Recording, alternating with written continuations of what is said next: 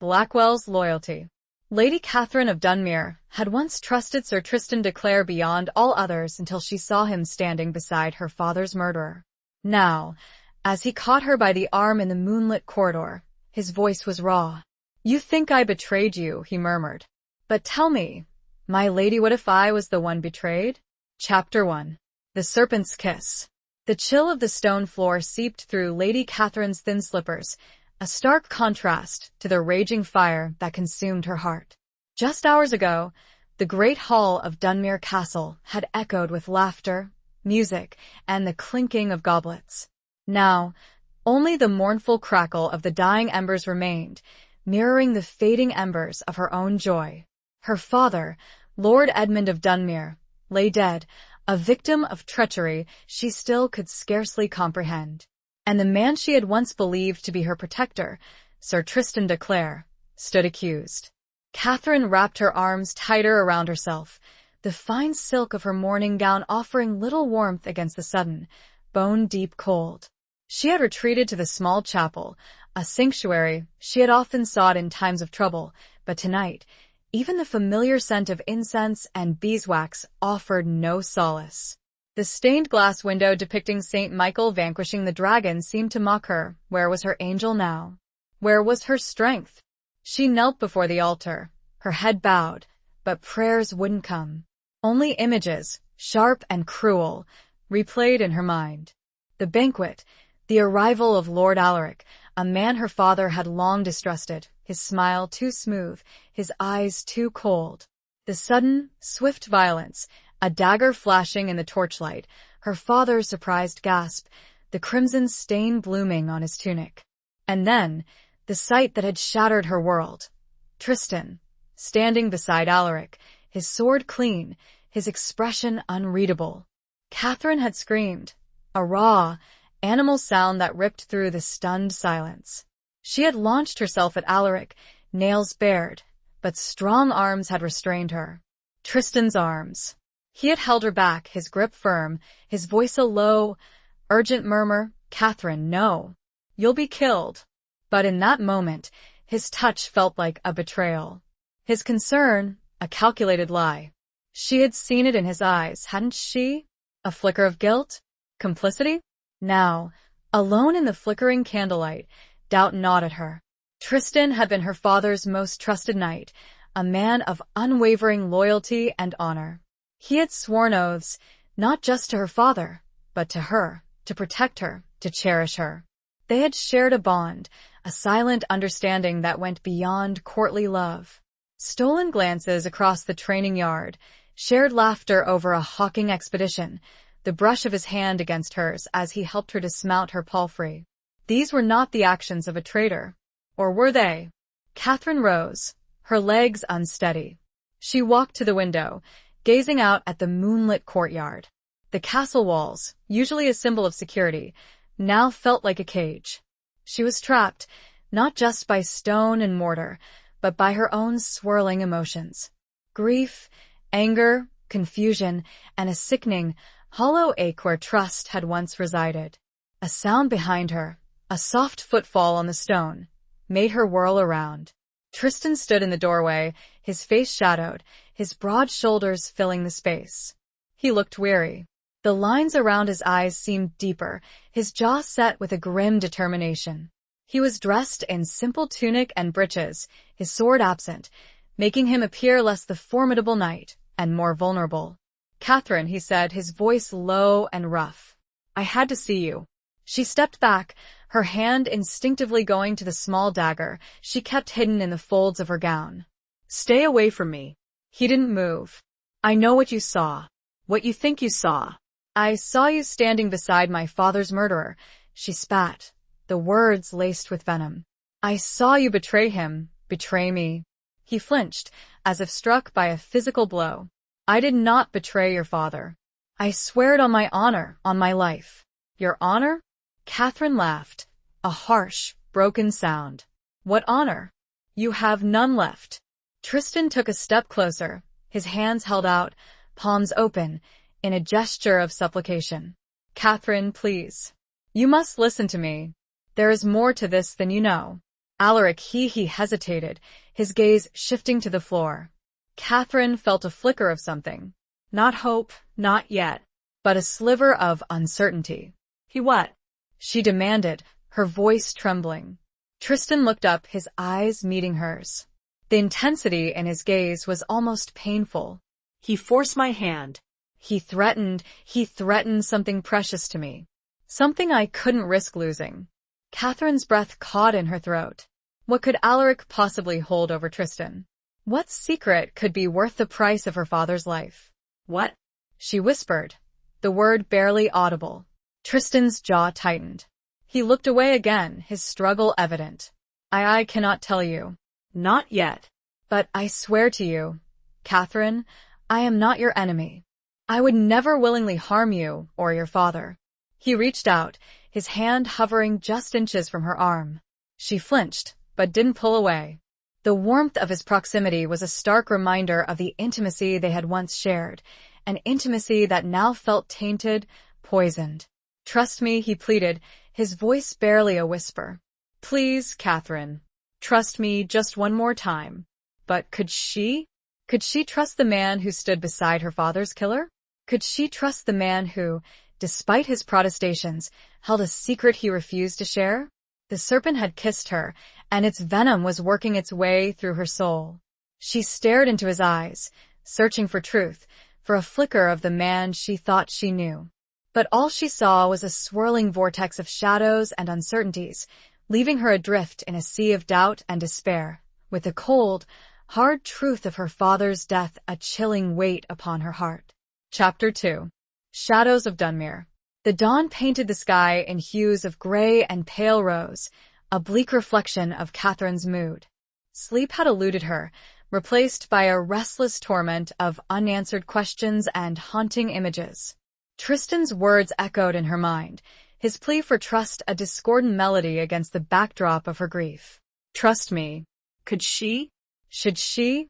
She had remained in the chapel until the first rays of light filtered through the stained glass, finding a strange comfort in the cold, silent space. The presence of God, or at least the symbols of his faith, offered a fragile sense of order in a world suddenly turned upside down. But even faith couldn't fully quell the turmoil within her. As the castle began to stir, Catherine knew she couldn't remain hidden away. She was Lady of Dunmere now, a title that felt heavy and unfamiliar. Responsibility pressed down on her, a suffocating weight. She had to face her people, her father's loyal retainers, and somehow find the strength to lead them through this darkness. She rose, her limbs stiff and aching. She smoothed down her wrinkled gown, a futile attempt to restore some semblance of order to her appearance. Her reflection in the polished surface of a silver chalice showed a pale, drawn face, her eyes red-rimmed and shadowed. She looked like a ghost, a specter haunting the halls of her own home. Taking a deep breath, Catherine left the chapel and made her way to the great hall. The scene that greeted her was one of subdued activity. Servants moved quietly, their faces etched with sorrow. Knights stood in small groups, their conversations hushed, their expressions grim. The usual bustle of the morning was absent, replaced by an atmosphere of heavy mourning. Sir Gareth, her father's oldest and most trusted knight, approached her, his weathered face lined with concern. "My lady," he said, bowing his head. "We await your instructions." Catherine swallowed, her throat dry. The funeral arrangements, she managed to say, her voice shaky. "They must be seen to. My father deserves a proper burial." "Of course, my lady. It shall be done." Gareth paused, his gaze searching hers. "And what of Lord Alaric?" The question hung in the air, heavy with unspoken implications. Alaric had been taken prisoner, of course, held in the castle dungeons. Justice demanded retribution, but Catherine found herself strangely reluctant to pronounce his fate. Not out of any sympathy for the man, but because of the lingering shadow of Tristan's involvement. "He will be held," she said finally, choosing her words carefully. Until we have determined the full extent of his treachery." Gareth nodded, his expression unreadable. "And Sir Tristan, my lady?" Catherine's heart clenched. This was the question she had been dreading. Sir Tristan remains under guard, she said, forcing herself to meet Gareth's gaze. His role in this tragedy is yet to be determined. She saw a flicker of surprise, perhaps even disapproval, in Gareth's eyes. Tristan had been a favorite among the knights, respected for his skill and his loyalty. To see him accused, imprisoned, was a shock to them all. He claims his innocence, my lady, Gareth said quietly. He swears he was forced to act against his will. Catherine's hand tightened into a fist. He has spoken to you? He requested an audience with me, shortly after dawn. He wished to explain himself. And what did he say? Catherine asked, her voice tight with a mixture of anger and curiosity. Gareth hesitated. He spoke of a threat, a secret that Lord Alaric held over him. He would not reveal the nature of the secret, but he insisted that it was the only reason he did not intervene to save your father. Catherine felt a wave of dizziness. Tristan's story remained consistent, but it was still so frustratingly vague. What was this secret? Why was it so important that it justified, in his mind, standing by while her father was murdered? I need time to think, she said, turning away from Gareth. I need to consider all the facts. She walked away, her steps slow and deliberate, trying to project an image of strength and composure that she did not feel. The shadows of Dunmere seemed to cling to her, whispering doubts and suspicions in her ear. She felt the weight of every gaze upon her, the unspoken questions, the judgments. As she reached the staircase leading to her chambers, she heard a voice call out her name. Catherine. She turned to see Tristan's younger sister, Alara, hurrying towards her. Alara was a gentle soul, a kind and compassionate young woman who had been Catherine's closest confidant since childhood. They had shared secrets, dreams, and laughter, and their bond was as strong as any sisterhood. But now, even that bond felt strained. Alara was Tristan's sister, and the shadow of his alleged betrayal loomed between them. Alara, Catherine said, her voice flat. Alara reached her, her eyes filled with tears. Catherine, I am so sorry. I cannot imagine your pain. Catherine nodded, unable to speak. And Tristan, Alara continued, her voice trembling. He could never, she broke off, unable to finish the sentence. Catherine saw the conflict in her eyes, the struggle between loyalty to her brother and her friendship with Catherine. I know, Catherine said softly, surprising herself. I know he wouldn't intentionally hurt me. But the doubt remained, a nagging voice whispering in the back of her mind. Even if Tristan was not directly responsible for her father's death, his inaction had made him complicit. And that, in its own way, was a betrayal almost as profound. The shadows were long, stretching far beyond the walls, and she feared what the growing darkness would finally reveal. Chapter 3. A Knight's Accusation. The days following Lord Edmund's death were a blur of mourning rituals, hushed conversations, and the ever-present weight of suspicion that hung heavy in the air of Dunmere. Catherine moved through it all like a ghost, fulfilling her duties as lady of the castle, but feeling increasingly detached from the world around her. The vibrant tapestry of her life had been ripped apart, leaving only frayed edges and a gaping hole where her heart had once been.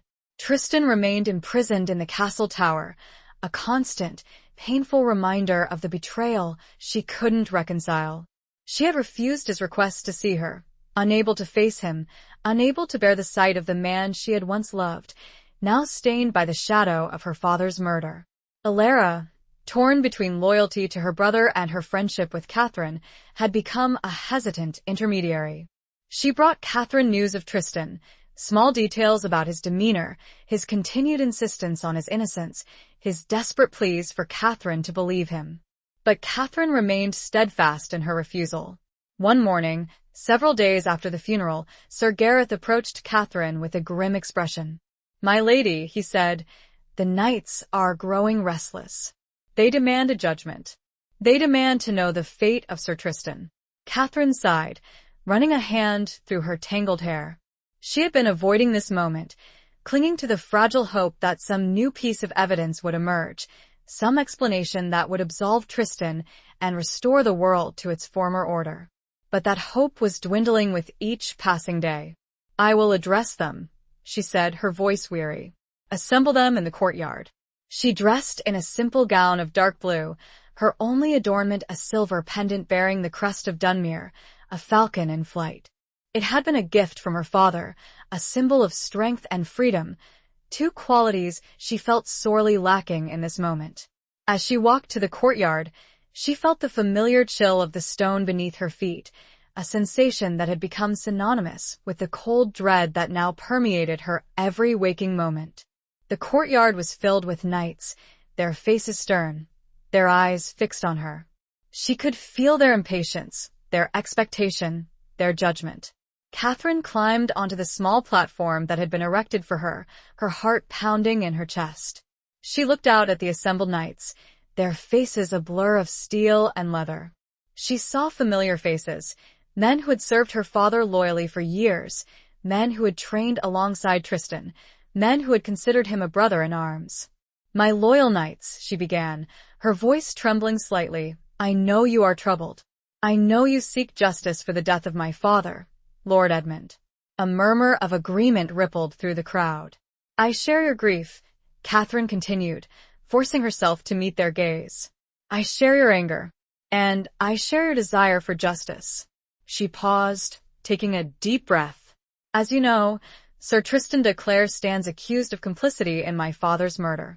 He has been held prisoner, awaiting my judgment." A hush fell over the courtyard. Catherine could feel the tension in the air, thick and suffocating. "Sir Tristan claims his innocence," she continued, her voice gaining strength. "He claims he was forced to act against his will, under threat from Lord Alaric." She saw some nods, some expressions of doubt, some of outright disbelief. "I have considered his words," Catherine said. "I have weighed the evidence, and I have reached a decision." She paused again, her gaze sweeping across the faces of the knights.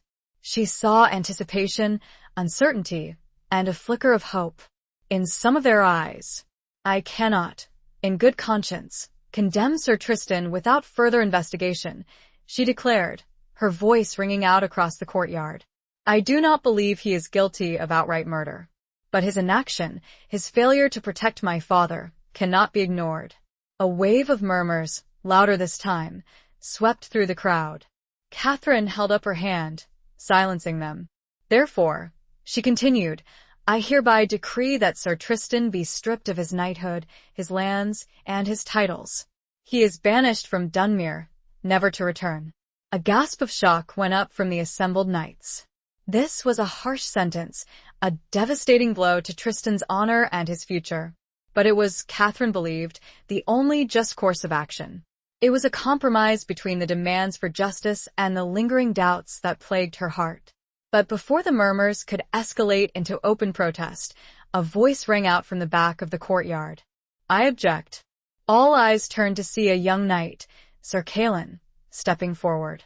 Callan was a close friend of Tristan's, a man known for his fiery temper and his unwavering loyalty. "My lady," Callan said, his voice filled with righteous anger, "this is an injustice. Sir Tristan is innocent. He would never betray Lord Edmund." Catherine met his gaze, her expression unwavering. "He has been given a chance to defend himself. He has failed to provide a satisfactory explanation for his actions. He has spoken of a threat," Callan retorted, "a secret that forced his hand. You cannot condemn him without knowing the full truth." "And what is the secret?" Catherine challenged, her voice rising. "Why does he refuse to reveal it? If he is truly innocent, why does he protect his own secrets at the expense of justice for my father?" Callan hesitated, his anger faltering. He looked around at the other knights, seeking support, but found only silence. The weight of Catherine's authority, the gravity of the situation, had silenced even his fiery spirit. "I do not know the nature of the secret, my lady," Callan admitted, his voice subdued. "But I know Tristan. I know his heart. He is a good man. He is an honorable man. He would not lie." Catherine felt a pang of sympathy for Callan, for his unwavering belief in his friend. But sympathy could not sway her judgment. She had made her decision, and she would stand by it. Just before she announced her final verdict, the heavy wooden doors of the courtyard creaked, and 2 guards entered, Tristan between them, his face etched with something she couldn't decipher, but the fire in his eyes burned like the heart of a forge. Chapter 4. The Whispers of Court. The unexpected arrival of Tristan, brought forth by the guards, sent a ripple of shock and confusion through the assembled knights. Catherine, momentarily stunned, felt a surge of conflicting emotions: anger, frustration, and a flicker of something she couldn't quite name, perhaps a sliver of relief at having the decision taken out of her hands, at least for the moment. "What is the meaning of this?" Catherine demanded, her voice regaining its steel. "I did not order Sir Tristan to be brought here." The guards, looking sheepish, glanced at each other. "My lady," one of them stammered. "Sir Tristan," he insisted. "He said he had something to say, something that must be heard." Catherine's gaze shifted to Tristan. He stood tall, despite his disheveled appearance and the shackles on his wrists. His eyes, usually a warm, hazel brown, were now dark and intense, burning with a desperate urgency. He looked directly at Catherine, his gaze unwavering. "Catherine," he said, his voice rough but firm, "I beg you, hear me out. I know I have no right to ask for your trust, but I swear to you, I am not the man you think I am." The courtyard was silent, every eye fixed on the 2 of them. The tension was palpable, a thick, suffocating blanket that pressed down on them all. Catherine felt the weight of their scrutiny, the expectation, the judgment. She hesitated, her mind a whirlwind of conflicting thoughts. She had made her decision, pronounced her judgment. To allow Tristan to speak now would undermine her authority, weaken her position. But there was something in his eyes, a desperate plea that she couldn't ignore. "You have been given ample opportunity to explain yourself," she said, her voice tight. "You have chosen to remain silent, to protect your secrets." "I had to," Tristan insisted, his voice straining with emotion. "I had no choice. But now things have changed. I can no longer remain silent." He took a step forward, the chains on his wrists clinking softly. "The secret I have been guarding, it is not my own. It is a secret that concerns the safety of someone I care deeply for." Catherine felt a jolt of something. Was it jealousy? Resentment? She couldn't be sure. She had always suspected there was another woman, a hidden love in Tristan's past. But to hear him admit it, to see the pain in his eyes as he spoke of her, was a fresh wound. "And who is this person?" she asked, her voice cold. "Who is so important that their safety outweighs the life of my father?" Tristan hesitated, his gaze flickering to the ground. I cannot reveal her name. Not yet. But I swear to you, she is innocent. She is a victim in all of this, just as you are." His words were a puzzle, a series of cryptic clues that only deepened the mystery. Catherine felt a growing frustration, a sense of being manipulated, played. "Enough," she said, her voice sharp. "I will not be swayed by your vague pronouncements and your hidden loyalties. You have made your choice. You have chosen to protect your secret, and in doing so, you have betrayed my father and me." But before she could order the guards to take him away, Tristan spoke again, his voice filled with a desperate urgency. "The threat is not over, Catherine. Alaric may be imprisoned, but he is not working alone. There are others who seek to destabilize the kingdom, to sow chaos and discord." His words sent a chill down Catherine's spine. She had suspected as much, had felt the unease that permeated the court, the whispers of conspiracy and intrigue. But to hear it spoken aloud, to have it confirmed by Tristan, was a stark reminder of the danger that still lurked in the shadows. "What do you mean?" she asked, her voice barely a whisper. "Who are these others?" Tristan looked around the courtyard, his gaze sweeping across the faces of the knights. He seemed to be searching for something, someone. "I cannot say," he said, his voice low. "Not here. Not in the open. There are spies everywhere. Ears that listen, eyes that watch." He looked back at Catherine, his expression pleading. "Take me somewhere private. Somewhere we can speak freely. And I will tell you everything I know." Catherine hesitated, her mind racing. Could she trust him? Could she risk believing his words, his warnings? The whispers of the court, the rumors of a growing rebellion, the veiled threats she had received from other noble houses, it all pointed to a larger conspiracy, a web of intrigue that threatened to engulf them all.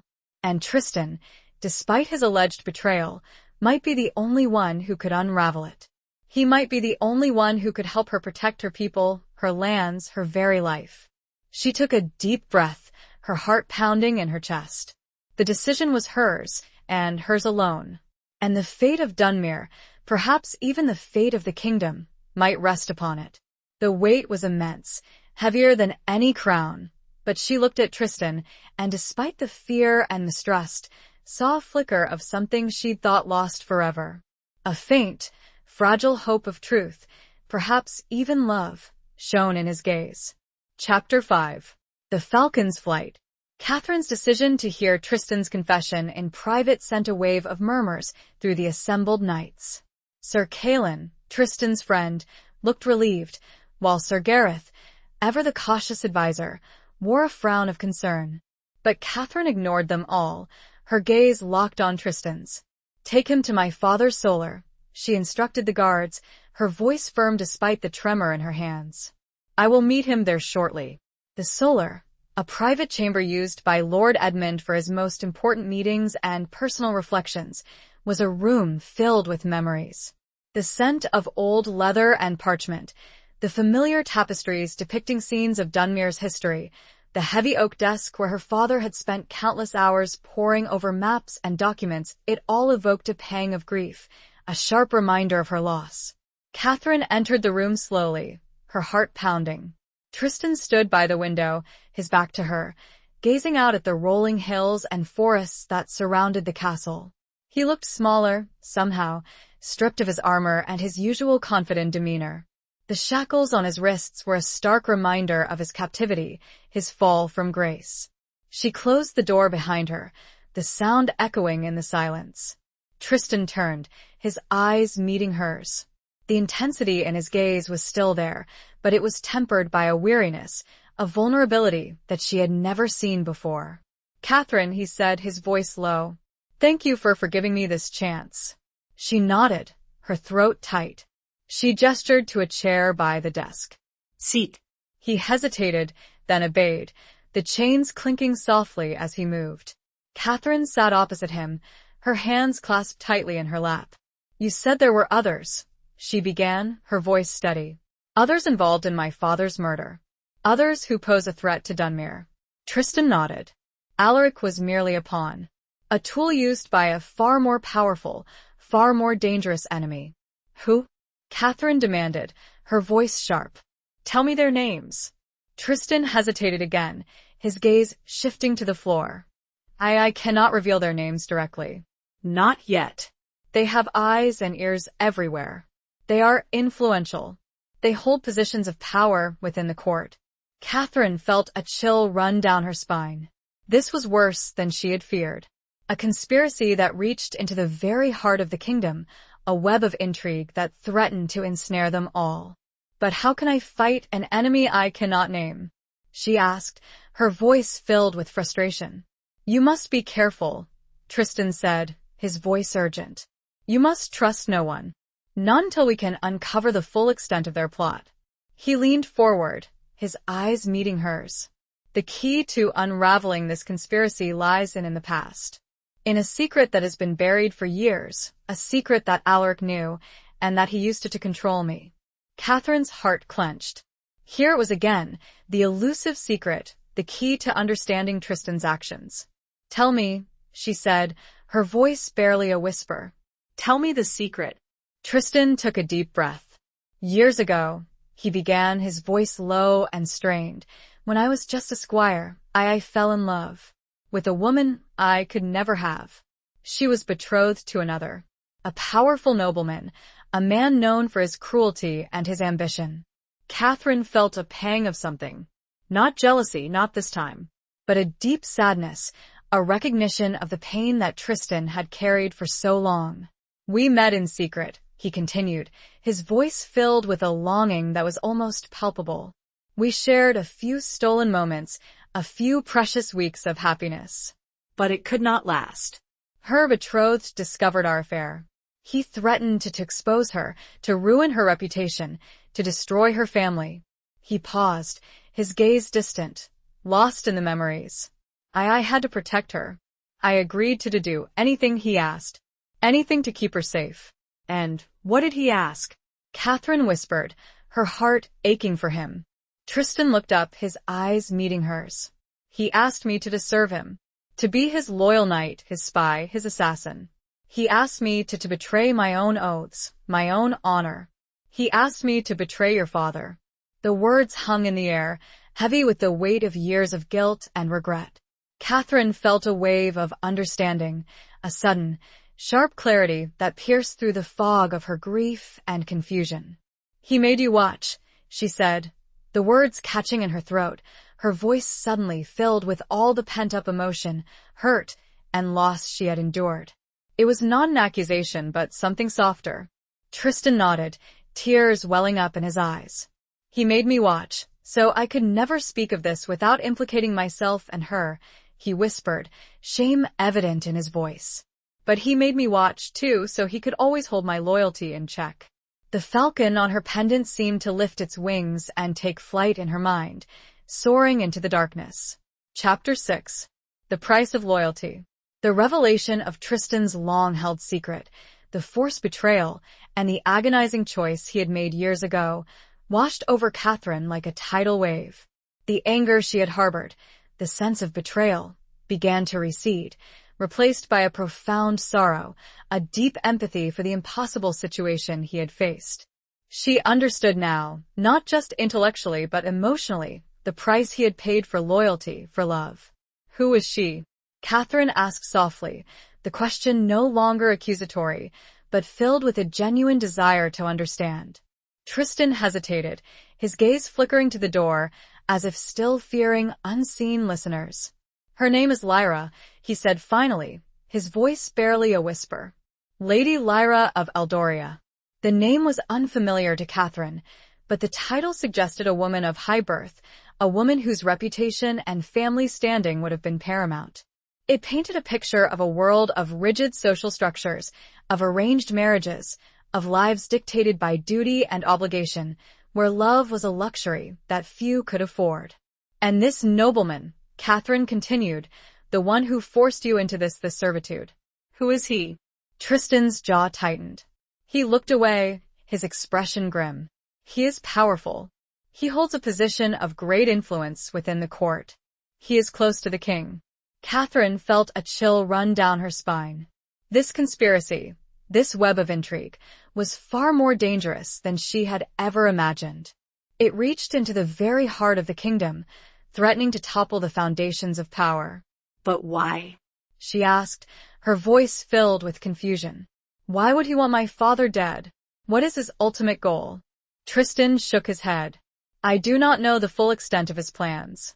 But I know that he seeks to destabilize the kingdom, to sow chaos and discord, to weaken the king's authority.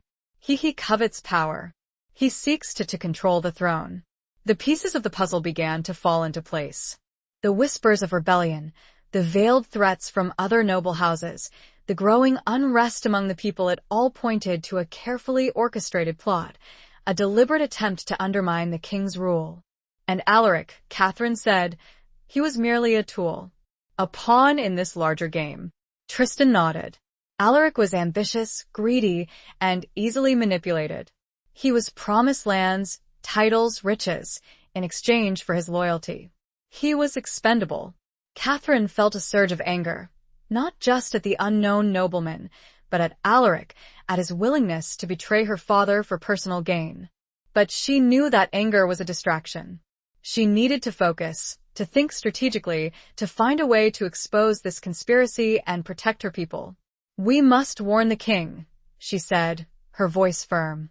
We must tell him everything we know. Tristan shook his head. We cannot. Not yet. We have no proof. Only my word, and the word of a disgraced knight, a man accused of treason. The king would never believe us. He would dismiss it as the ravings of a desperate man. He was right, Catherine realized. They needed evidence, concrete proof that would implicate the nobleman and expose his plot. But how could they obtain such proof? They were surrounded by enemies, by spies, by people who would betray them in an instant. "We need to find someone we can trust," she said, her voice filled with a growing sense of desperation. "Someone within the court, someone who has access to information, someone who is not under the nobleman's control." Tristan was silent for a moment, his brow furrowed in thought. "There is one person," he said finally, his voice hesitant. "But it is a risk. A great risk." "Who?" Catherine asked, her heart pounding. "The king's sister," Tristan said. "Princess Isolde." Catherine's eyes widened. Princess Isolde was known for her intelligence, her independence, and her unconventional ways. She was a woman who defied expectations, who challenged the norms of the court. She was also known for her discretion, her ability to keep secrets. "Do you think she would help us?" Catherine asked, her voice filled with a flicker of hope. "I do not know," Tristan admitted. "But she is known for her sense of justice. And she has always been suspicious of the nobleman. She does not trust him." It was a long shot, Catherine knew. But it was the only option they had. They needed an ally within the court, someone who could help them gather evidence, someone who could warn the king before it was too late. "We must reach out to her," Catherine said, her voice firm. "We must find a way to contact her, to tell her everything we know. But we must be careful. We must be discreet. One wrong move, and we could be exposed." Tristan nodded, his eyes meeting hers. "I will find a way," he said. "I will contact her. I will arrange a meeting. But you, Catherine, you must remain here. You must maintain the appearance of normalcy. You must not arouse suspicion." As he spoke, he moved forward and gently touched her arm, a spark of what had been almost extinguished between them flaring at the contact, and she knew that she had to trust him. The fate of more than her family rested upon it. Chapter 7. Beneath the Banners of War. The days that followed Tristan's confession were a tense and precarious dance of deception. Catherine maintained the facade of the grieving Lady of Dunmere, attending to her duties, receiving condolences, and outwardly adhering to the sentence she had imposed upon Tristan, his banishment. Inwardly, however, she was a whirlwind of anxiety and strategic planning, her mind constantly racing, searching for a way to navigate the treacherous currents of court intrigue. Tristan, though officially banished, remained hidden within the castle walls, a secret guest confined to a small, forgotten chamber in the oldest part of the keep. Alara, now fully aware of the truth and fiercely loyal to both her brother and Catherine, served as their clandestine messenger, carrying messages, supplies, and snippets of information gleaned from the castle's gossiping servants and unsuspecting guards. The risk of discovery was immense. If anyone were to learn of Tristan's continued presence, it would be seen as a direct defiance of Catherine's authority, a confirmation of her supposed weakness, and a potential catalyst for open rebellion among the other noble houses. It would also expose their plan to contact Princess Isolde, jeopardizing their only hope of uncovering the conspiracy.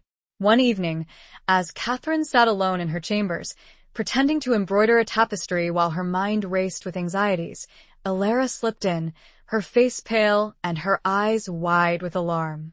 "Catherine," she whispered, her voice trembling, "there's news. The king has called for a muster. He is preparing for war." Catherine's heart sank. Va. It was the last thing they needed. It would distract the king, divert his attention from the internal threats, and potentially empower the very noblemen they were trying to expose. "War with whom?" Catherine asked, her voice tight. "The northern barons," Alara replied. They have amassed an army. They claim the king has become weak, that he is unfit to rule. They demand concessions. Lands, titles, power. It was a blatant power grab, Catherine realized, a thinly veiled attempt to exploit the king's perceived vulnerability in the wake of Lord Edmund's death and the rumors of instability within the kingdom.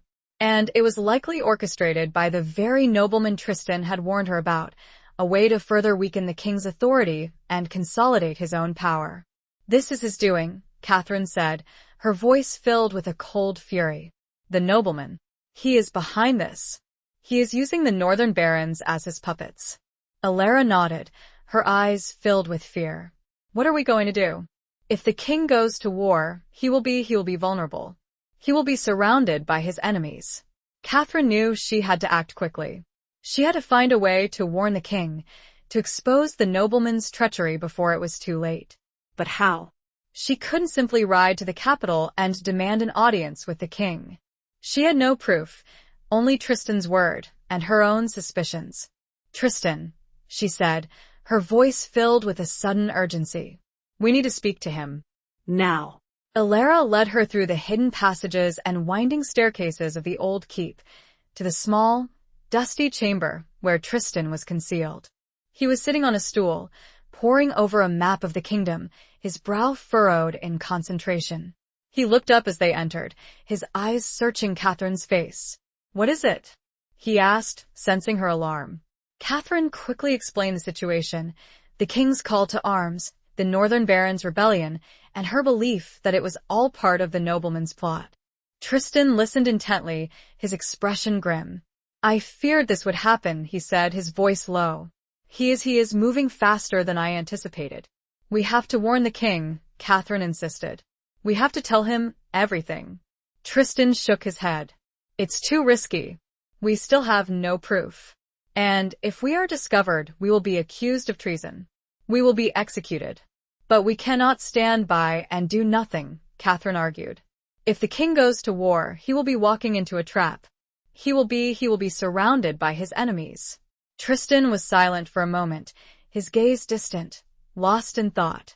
"There might be another way," he said finally, his voice hesitant. A more dangerous way. But it might be our only chance." "What?" Catherine asked, her heart pounding. "I could go to the king's camp," Tristan said. "I could infiltrate the army. I could gather evidence. I could expose the nobleman from within." It was a reckless plan, Catherine knew. "Un suicide mission." If Tristan were discovered, he would be killed instantly. But it might be their only hope. It might be the only way to save the king, to save the kingdom, to save themselves. The banners of war fluttered ominously in the wind, but beneath them, a deeper, more insidious battle was about to be waged, and she looked at Tristan, the weight of the decision feeling heavier than she could bear. Chapter 8. A stolen moment. The decision for Tristan to infiltrate the king's army, to become a spy in the heart of the impending conflict, hung heavy in the air. Catherine knew the risks were immense, the chances of success slim. But she also knew that it was their only viable option, the only way to gather the evidence they needed to expose the nobleman's treachery and prevent the kingdom from plunging into a disastrous war. "It's too dangerous," she said, her voice filled with a tremor she couldn't conceal. "If you are caught," Tristan reached out, his hand covering hers. His touch, once a source of conflict and confusion, now felt like an anchor, a grounding force in the storm that raged around them. "I know the risks," he said, his voice firm but gentle. "But I have lived with the guilt of inaction for too long. I have allowed myself to be manipulated, to be used as a pawn. This is my chance to redeem myself, to make amends for the past." His eyes, usually clouded with a mixture of regret and determination, now held a flicker of something else. A spark of hope, perhaps. Or was it love? Catherine couldn't be sure. "But what if you fail?" she asked, her voice barely a whisper. What if I lose you again?" The words slipped out before she could stop them, revealing the vulnerability she had tried so hard to conceal. The fear of losing Tristan, not just to death, but to the chasm that had opened between them, was a constant, gnawing ache. Tristan's gaze softened. He gently squeezed her hand. "You won't lose me," he said, his voice filled with a sincerity that reached deep into her soul. "I promise you. I will come back. I will find a way." He stood up, his movements purposeful. "I need to prepare," he said. "I need to gather my things. I need to become someone else." He began to pace the small chamber, his mind already racing, planning his next move. Catherine watched him, her heart a mixture of fear and admiration. He was a warrior, a knight, trained for battle and skilled in deception. But he was also a man haunted by his past, a man seeking redemption. As he gathered his meager belongings, a worn leather jerkin, a dented sword that had seen better days, a small pouch containing a few coins, Catherine noticed a small, intricately carved wooden box tucked away in a corner. "What's that?" she asked, her curiosity piqued. Tristan hesitated, his hand hovering over the box. It's nothing," he said, his voice evasive. "Just a memento." But Catherine knew him too well. She could see the flicker of emotion in his eyes, the slight flush that crept up his neck. It was something important, something precious. "Show me," she said, her voice soft but insistent. He hesitated again, then slowly opened the box. Inside, nestled on a bed of faded velvet, lay a single, dried flower. A white rose, its petals brittle and delicate, its fragrance long gone. Catherine recognized it instantly. It was a white rose from the gardens of Dunmere, a rose she had given him years ago, during their brief, secret courtship, a symbol of their forbidden love, a token of a happiness that had been cruelly snatched away. She looked up at him, her eyes filled with tears. "You kept it," she whispered, her voice choked with emotion. He nodded, his own eyes glistening. "I kept it," he said, his voice rough. It was a reminder of what I had lost, of what I hoped to regain." He gently closed the box, his fingers lingering on the carved surface. "I will take it with me," he said.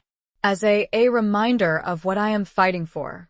A wave of emotion washed over Catherine, a mixture of grief, regret, and a flicker of hope.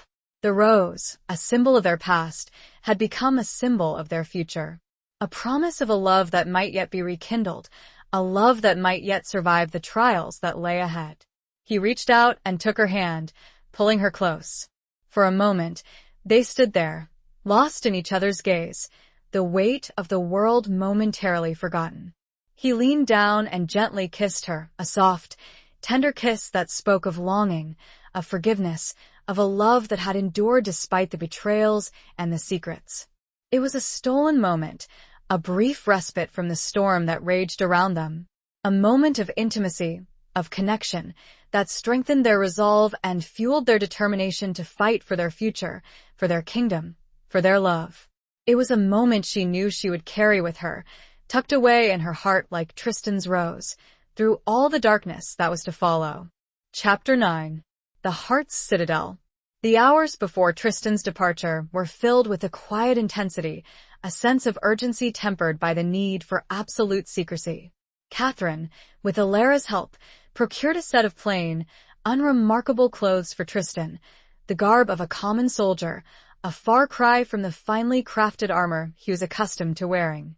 They also gathered provisions, a meager supply of food and water, enough to sustain him on his journey to the king's encampment. As Tristan donned the unfamiliar clothing, transforming himself from the disgraced knight into an anonymous member of the rank and file, Catherine felt a pang of sadness. It was a necessary disguise, a crucial step in their plan, but it also served as a stark reminder of the distance that still separated them, the chasm created by circumstance and betrayal. "You look different," she said, her voice hesitant, trying to mask the tremor in her hands. Tristan glanced at himself in a small, cracked mirror, his expression unreadable. "It's just a mask," he said, his voice low. "It doesn't change who I am inside." He turned to face her, his eyes searching hers. "Catherine," he said, his voice earnest, "I need you to be strong. You must maintain your composure. You must not arouse suspicion. You must trust me." She nodded, her throat tight. "I do trust you," she said, her voice barely a whisper. I believe in you." It was the truth, Catherine realized. Despite everything that had happened, despite the doubts and the fears, she did trust Tristan. She trusted his heart, his integrity, his unwavering loyalty to her, to Dunmere, to the kingdom. He reached out, his hand gently cupping her cheek. His touch sent a shiver down her spine, a reminder of the stolen moment they had shared, the kiss that had rekindled the embers of their love. "I will come back," he said, his voice filled with a promise that she desperately needed to believe. I will find a way to expose the nobleman. I will clear my name." And I will come back to you. He leaned down and kissed her again, a longer, more passionate kiss this time, a kiss that spoke of longing, of hope, of a future they might yet share. It was a kiss that sealed their pact, their unspoken vow to fight for each other, to overcome the obstacles that stood in their path. As the time for his departure drew near, Catherine felt a growing sense of dread, a fear that threatened to overwhelm her. She knew the dangers he faced, the risks he was taking. She knew that this might be the last time she ever saw him. "Be careful," she said, her voice choked with emotion. "Please be careful."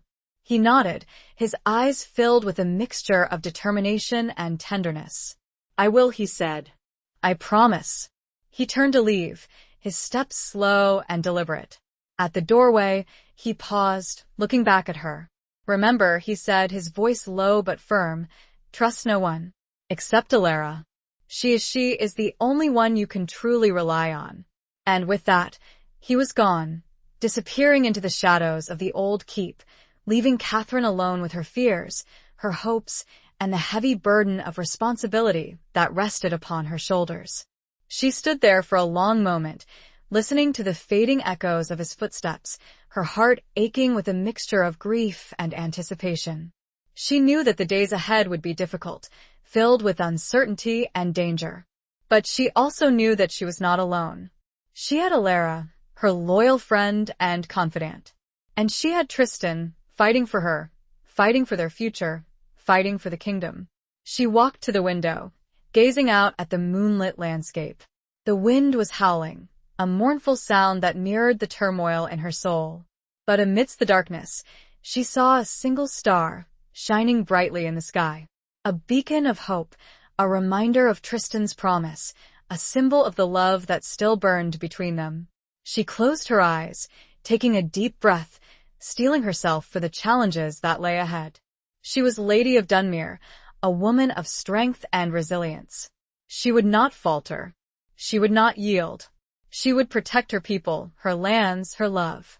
She would defend the Heart's citadel, no matter the cost. With a renewed sense of purpose, she turned away from the window and walked towards her chambers. Her steps echoed in the quiet.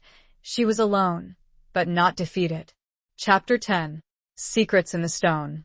Weeks turned into a month, and the silence from Tristan grew heavier with each passing day. Catherine maintained a stoic facade, ruling Dunmere with a firm hand, attending to the needs of her people and outwardly preparing for the possibility of war. But beneath the surface, she was a maelstrom of anxiety, her every waking moment consumed by thoughts of Tristan, his safety, his mission. Alara remained her steadfast ally, her source of comfort and clandestine communication. She had managed to establish a fragile network of informants within the castle, loyal servants and guards who were discreetly sympathetic to Tristan's cause. But even with their help, news from the king's encampment was scarce and unreliable. One evening, as Catherine sat alone in her father's solar, poring over old maps and documents, searching for any clue, any hint that might shed light on the nobleman's plot, she stumbled upon a hidden compartment in the back of a large, ornately carved bookcase. Her heart skipped a beat. She had never seen this compartment before. It was cleverly concealed, almost invisible to the naked eye.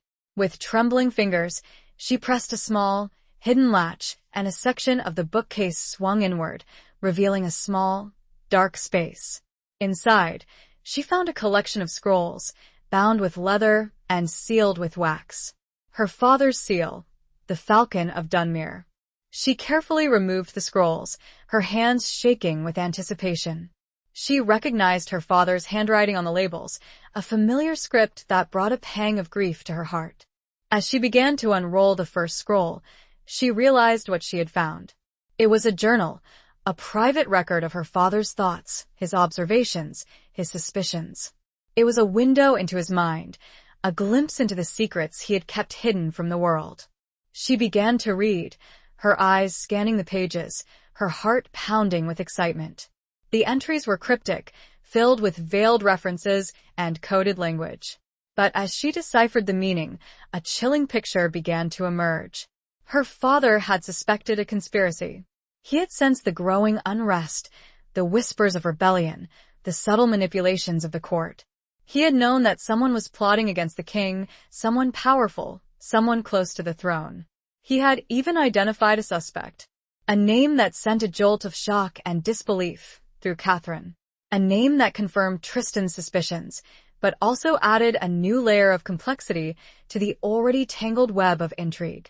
The name was Lord Valerius, the king's own cousin, a man known for his charm, his wit, and his unwavering loyalty to the crown. A man who had always been considered a close confidant of the king, a trusted advisor. Catherine reread the entry, her mind reeling. Could it be true? Could Lord Valerius, the man who had always seemed so honorable, so devoted to the king, be the mastermind behind this treacherous plot? She continued to read, searching for more evidence, more details. The journal entries became more fragmented, more erratic, as her father's suspicions grew stronger, his fear more palpable. He had begun to investigate, to gather proof, but he had been careful, discreet, aware of the dangers he faced. The last entry was dated just days before his death. It was short, cryptic, and chilling. "The serpent has struck," it read. "I fear it is too late. I must warn the king. But I fear I am being watched. I fear for my life." Catherine closed the journal, her hands trembling. Her father had known. He had known he was in danger. He had tried to warn the king, but he had been silenced. Murdered by Alaric, a pawn in Valerius's game. A wave of anger, of grief, of determination washed over her. She had to expose Valerius. She had to avenge her father's death. She had to protect the king, the kingdom, Tristan. But how? She had proof, her father's journal, but it was circumstantial, fragmented. It would not be enough to convince the king, especially given Valerius's close relationship with him. She needed more. She needed concrete evidence, something that would irrefutably link Valerius to the conspiracy. And she knew, with a sudden, chilling certainty, that Tristan was the only one who could obtain such proof. He was in the heart of the enemy's camp, surrounded by danger, but also in a position to gather the information they needed. She had to find a way to contact him, to tell him what she had discovered, to warn him about Valerius. But how? Alara's network was fragile, unreliable, and any direct communication could be intercepted, exposing them both. As her eyes darted desperately around the room, they settled on the falcon crest adorning the wall. And suddenly, a daring, desperate idea took form. Chapter 11. The Lion and the Wolf. Catherine's idea, born of desperation and fueled by the discovery of her father's journal, was audacious and fraught with risk. She decided to use a trained falcon, one of her father's prized hunting birds, to carry a message to Tristan at the king's encampment. It was a method of communication used in the past for urgent, secret missives, but it was also unreliable, dependent on the bird's ability to find its target and avoid the countless dangers of the journey. She chose the swiftest, most intelligent falcon in the mews, a magnificent bird named Shadow, with plumage as dark as the secrets it would carry. She carefully wrote a short, coded message on a tiny piece of parchment, using a cipher known only to her and Tristan, a language of flowers and symbols they had devised during their secret courtship. The message revealed the contents of her father's journal, the identity of Lord Valerius as the mastermind behind the conspiracy, and the urgent need for Tristan to gather concrete evidence to expose him. She also warned him about the danger he was in, the constant threat of discovery. With trembling hands, she attached the message to Shadow's leg, using a thin leather thong. She stroked the bird's feathers, whispering words of encouragement, of hope, of love. "Fly swiftly, Shadow," she murmured, her voice choked with emotion. "Fly true. Find him. Bring him my message. Bring him home." She carried the falcon to the highest tower of the castle, to a small, windswept balcony overlooking the vast expanse of forest and fields that separated Dunmere from the king's encampment. The wind whipped at her hair, her cloak, her face, a stark reminder of the perilous journey that lay ahead for the bird, for Tristan, for herself. With a deep breath, She released the falcon, watching as it soared into the sky, its wings beating powerfully against the wind. It circled once, twice, then headed east, towards the distant horizon, where the king's army was encamped, where Tristan was waiting, fighting, risking his life. Catherine remained on the balcony for a long time, her gaze fixed on the sky, her heart filled with a mixture of hope and dread. She prayed for Shadow's safe passage, for Tristan's safety, for the success of their desperate plan. The days that followed were agonizing. Catherine waited, watched, listened, her every sense on high alert. She continued to maintain the facade of normalcy, attending to her duties, receiving visitors, and outwardly preparing for the war that seemed increasingly inevitable. But beneath the surface, she was consumed by anxiety, her mind constantly replaying the risks they were taking, the potential consequences of failure. She had received no word from Tristan, no sign that Shadow had reached him, no indication that their message had been received. One evening, as she sat alone in her chambers, staring out at the darkening sky, she heard a faint tapping at the window. Her heart leaped with hope. She rushed to the window, her hands trembling as she opened it. There, perched on the windowsill, was Shadow, its feathers ruffled, its body weary, but its eyes bright and alert. Attached to its leg was a small, tightly rolled piece of parchment. Catherine quickly removed the message, her fingers fumbling with the leather thong. She unfurled the parchment, her eyes scanning the coded words. It was from Tristan.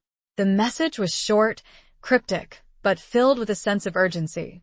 "The lion is restless," it read. "The wolf is circling. I have seen, I have heard, I have proof. But I am being watched. I must be careful. I will find a way to deliver the evidence. Pray for me." Catherine's heart pounded in her chest. Tristan had succeeded. He had gathered the evidence they needed. But he was in danger, surrounded by enemies. He was being watched, suspected. The lion, she knew, referred to the king, restless and preparing for war. The wolf, undoubtedly, was Valerius, circling, waiting for the opportune moment to strike. She had to help him. She had to find a way to get him out of the encampment, to bring him back to Dunmere, to safety. But how? She couldn't simply send another falcon, another message. It was too risky. Valerius was suspicious, alert. She needed a new plan, a more daring, more direct approach. She needed to go to the king's encampment herself. It was a reckless idea, she knew. A woman, alone, traveling to a war camp filled with soldiers, with enemies, with danger at every turn. But she couldn't stand by and do nothing. She couldn't abandon Tristan. She had to save him. As the moon bathed the landscape in a pale, ethereal glow, she knew her own perilous journey was about to begin. It was time. Chapter 12. A Dance of Deception. Catherine's decision to travel to the king's encampment, to personally intervene and extract Tristan from the increasingly dangerous situation, was a testament to her courage, her loyalty, and the depth of her love. It was a perilous undertaking, fraught with risks, but she was determined to see it through, to rescue the man who held her heart and the key to saving the kingdom. She knew she couldn't simply ride out of Dunmere in her own guise, as Lady Catherine. It would attract too much attention, arouse suspicion, and potentially alert Valerius to her plans. She needed a disguise, a way to blend in, to become invisible amidst the throng of soldiers and camp followers that surrounded the king's army. With Alara's help, she devised a plan. She would disguise herself as a healer, a woman skilled in the use of herbs and remedies, traveling to the encampment to offer her services to the wounded and the sick. It was a plausible cover, one that would allow her to move freely within the camp, to observe, to listen, and to eventually find Tristan.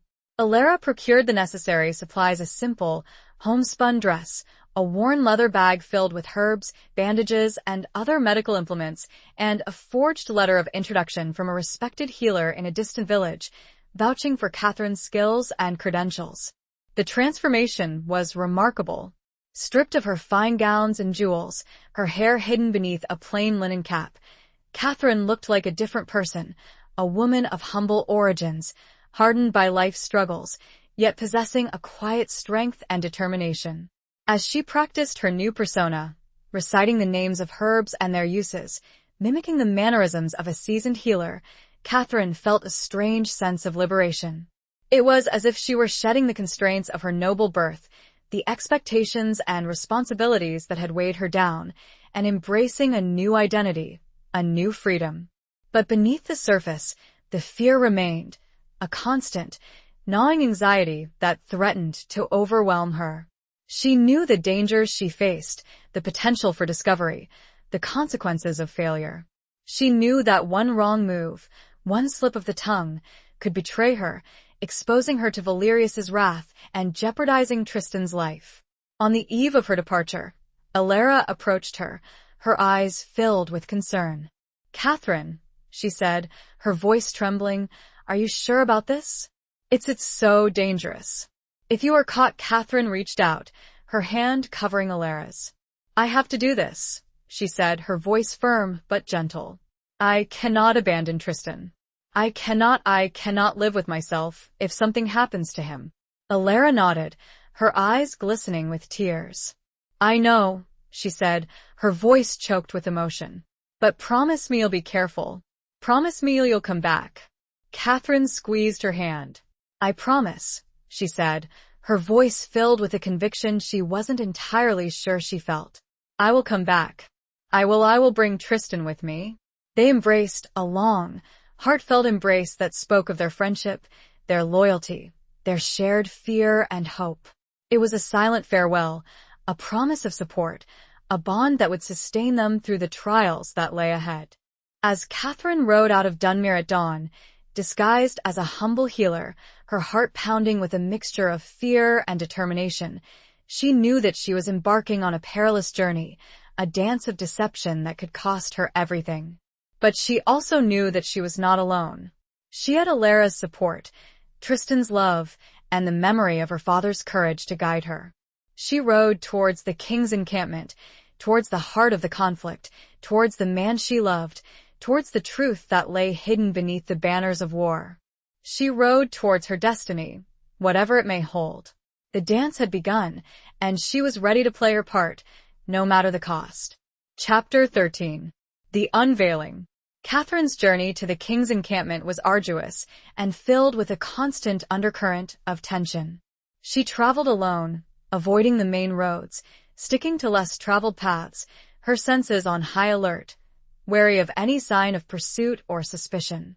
The disguise, though effective, was a constant reminder of the deception she was perpetrating, the precariousness of her situation. As she approached the encampment, the sights and sounds of war became increasingly palpable. The rumble of wagons, the clang of armor, the shouts of soldiers, the acrid smell of smoke from countless campfires, it all painted a vivid picture of the impending conflict, the chaos and uncertainty that lay ahead. The encampment itself was a sprawling, disorganized mass of tents, soldiers, horses, and camp followers, a teeming hive of activity that made Catherine's heart sink. Finding Tristan in this chaotic environment would be like searching for a single needle in a vast haystack. But she persevered, her determination fueled by her love for Tristan and her unwavering commitment to exposing Valerius's treachery. She presented herself at the camp's perimeter, showing her forged letter of introduction to the guards, who, after a cursory inspection, waved her through. Once inside, she began to move through the camp, offering her services as a healer, tending to minor injuries, dispensing herbal remedies, and discreetly observing, listening, searching for any sign of Tristan. She adopted a quiet, unassuming demeanor, avoiding unnecessary conversation, her eyes constantly scanning the faces around her, hoping to catch a glimpse of his familiar features. Days turned into nights, and the search proved frustratingly fruitless. The encampment was vast, constantly shifting, with soldiers arriving and departing, their faces a blur of fatigue, grime, and apprehension. Catherine began to despair, her hope dwindling with each passing hour.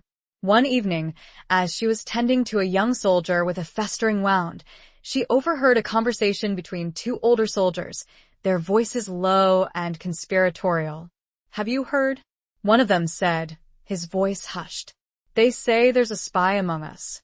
A traitor, working for the northern barons." Catherine's heart skipped a beat. She pretended to concentrate on her work, her hands trembling slightly as she applied a poultice to the soldier's wound, but her ears were strained, listening intently to their conversation. The other soldier replied, his voice grim. "Lord Valerius himself has ordered a search. He says the spy is close. He says he knows who it is." Catherine felt a chill run down her spine. Valerius was closing in. He was suspicious, alert. He was hunting Tristan. She finished tending to the soldier, her mind racing. She had to find Tristan. She had to warn him. She had to get him out of the encampment before it was too late. As she was packing up her supplies, she saw a familiar figure approaching her, a tall, broad-shouldered man in the garb of a common soldier, his face partially obscured by the shadows of the setting sun. It was Tristan.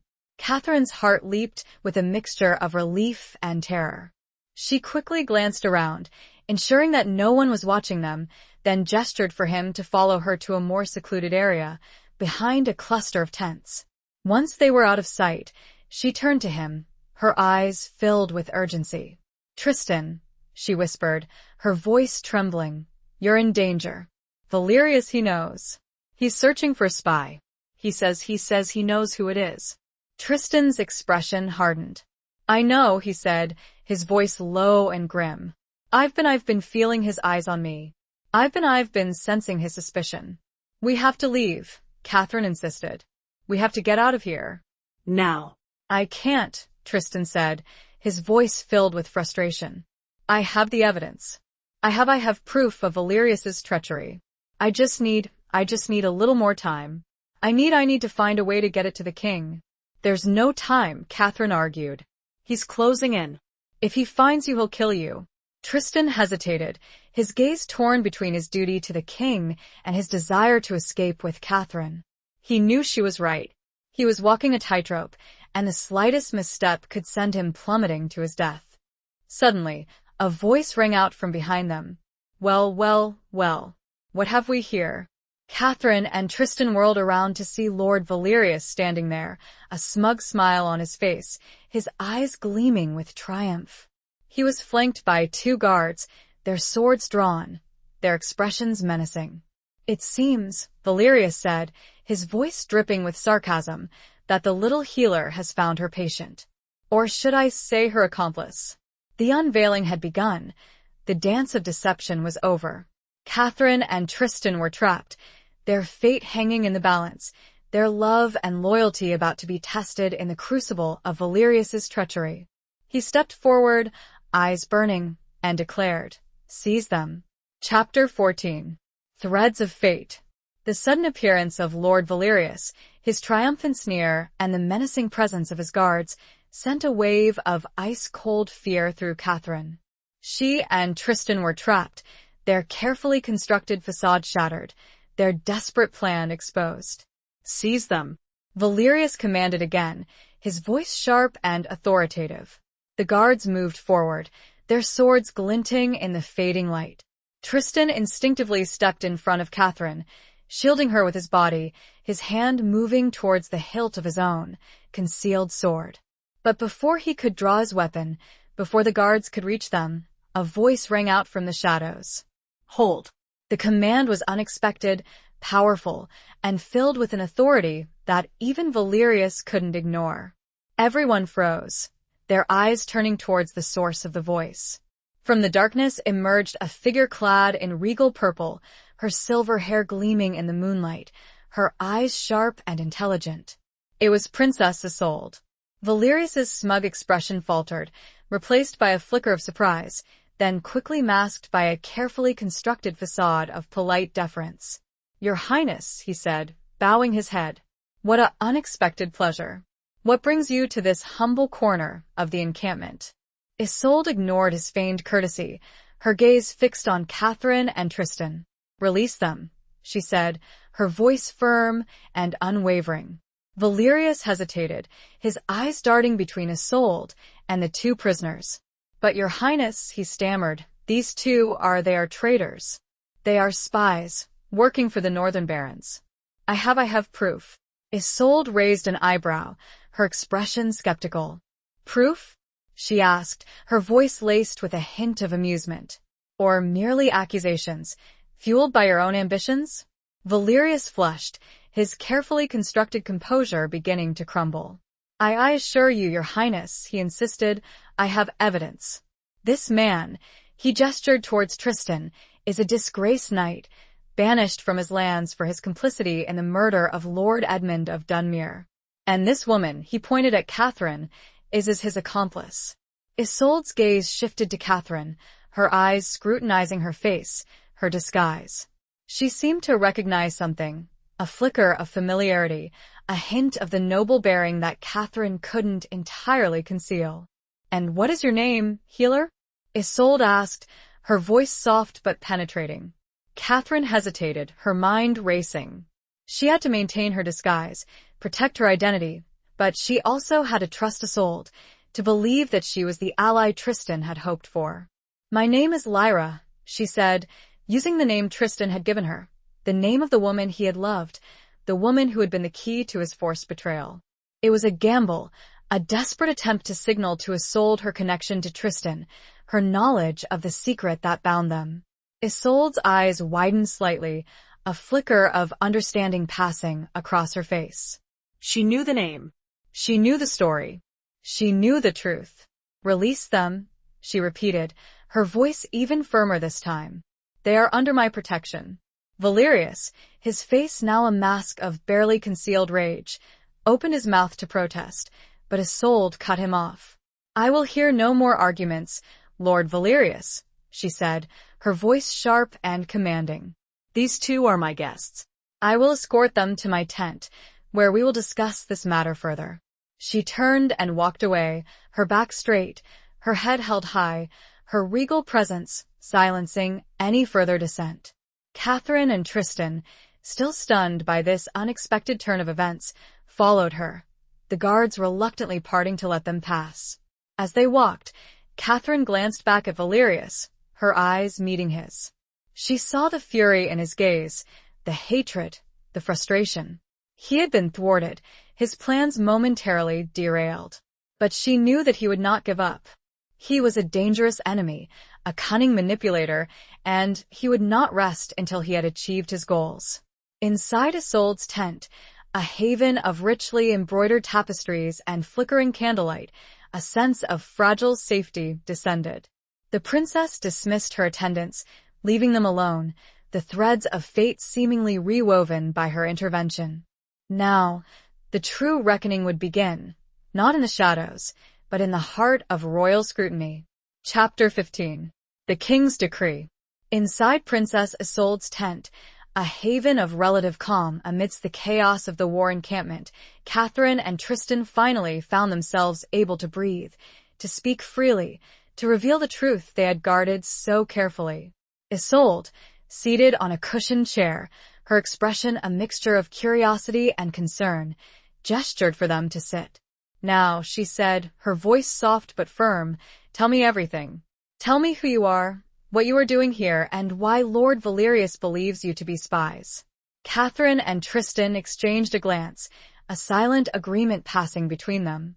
It was time to reveal the truth, to trust in Isolde's judgment, to hope that she would believe their story and help them expose Valerius's treachery.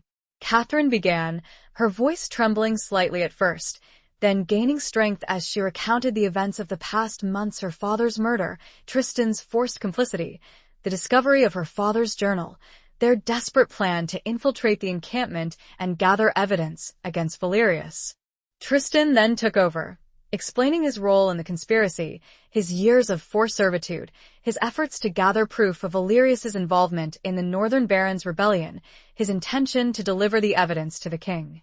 He produced a small, sealed packet from beneath his tunic.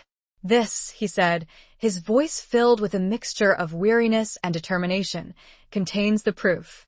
Letters, documents, testimonies, all implicating Valerius in a plot to destabilize the kingdom, to usurp the throne." Isolde listened intently, her eyes never leaving their faces, her expression shifting from disbelief to concern to a growing sense of outrage. She asked probing questions, clarifying details, testing the veracity of their story. When they had finished, she was silent for a long moment, her gaze distant, lost in thought. The weight of their revelations, the implications for the kingdom, the threat to her brother, the king, were clearly immense. "I believe you," she said finally, her voice filled with a conviction that sent a wave of relief through Catherine and Tristan. "I have always suspected Valerius. He is too ambitious, too cunning, too smooth. I have never trusted him." She rose from her chair, her movements purposeful. "We must go to the king," she said, her voice firm. "We must tell him everything. We must show him the evidence.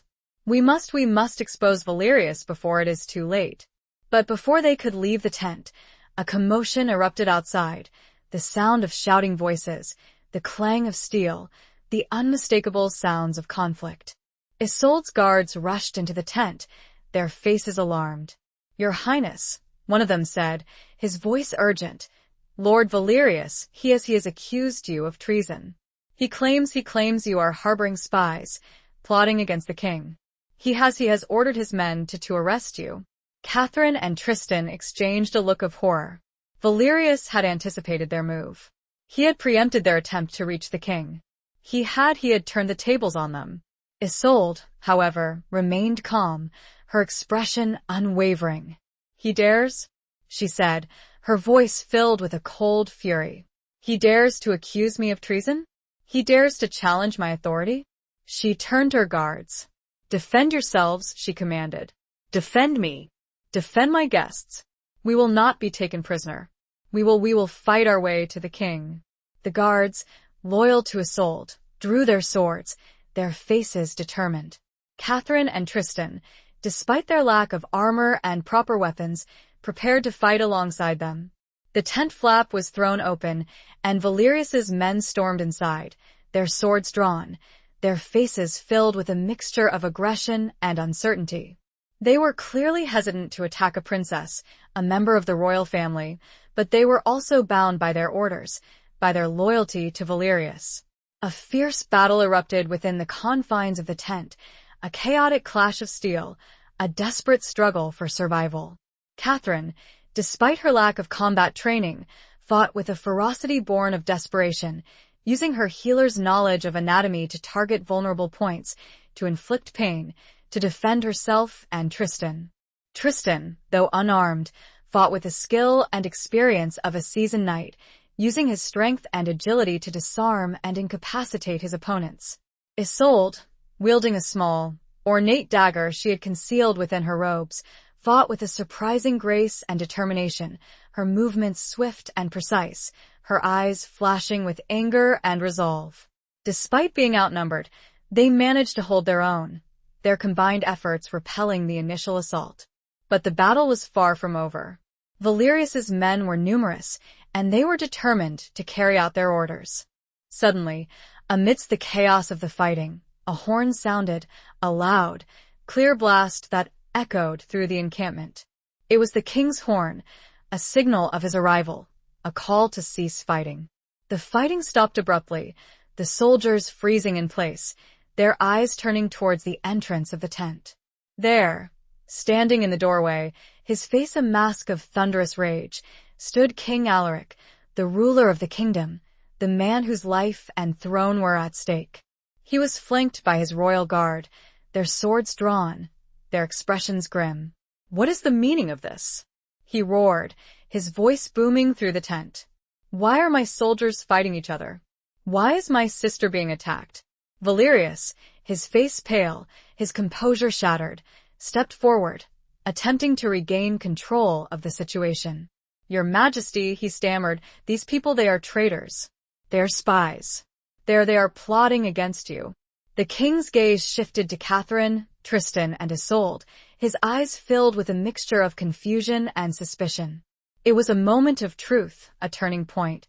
The king's decree would determine their fate, the fate of the kingdom.